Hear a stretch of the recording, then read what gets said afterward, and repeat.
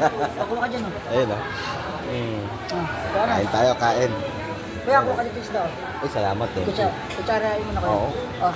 Kuha dito, ah. Ito lang, lengua lang. Okay na to. Lengua, saka chicken. Yan, nakadalawang ano na ako. Sandok ng lengua. Tara, ubusin natin. Ubusin natin. Ayan mga tropa. Tapos ng kumain. Naglaro kagad ng basketball. Papagutom na naman. Galing, oh. Good morning, good morning. At nakapagpalit na ako. At time is 9 AM. Yan. Sarap ng tulog ko. At wala akong katabi, oh. Ako lang mag-isa. Sarap. Sarap matulog nang walang katabi. Pero kailangan may katabi. Asawa mo, anak mo. Yan. Masarap yung mas masarap. Yan. Tara. Labas na tayo. May CR pa yan, oh. Wala na CR, oh. Ayan. Labas tayo.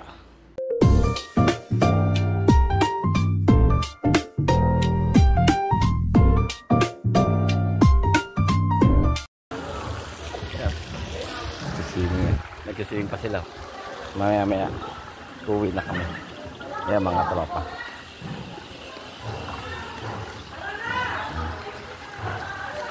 Luwag nito 1,800 hectares.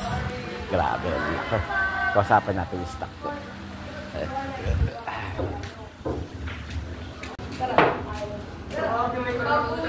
Magbilyaran. Luwag, no? So mga tropa, ito at ako sa Perto stop. At ito yung stop ng ang pangalan ng resort nyo? Kings Mountain. Kings Mountain. Saan makikita to? Sa Arayat. Sa Arayat, yan. Kung galing na Maynila, galing kang Manila, pwede kang mag-exit ng Mexico or sa Angeles papuntang Magalang. Pag magpuntang Magalang, diretso ka ng Arayat. Boundary ng Magalang at Arayat lang po to sa may boundary sa Barangay Bunsisiso. Yan mga tropa. At least nakasama natin yung stop. At kayo na lang ang makikita nyo dito sa post ko. Ayan.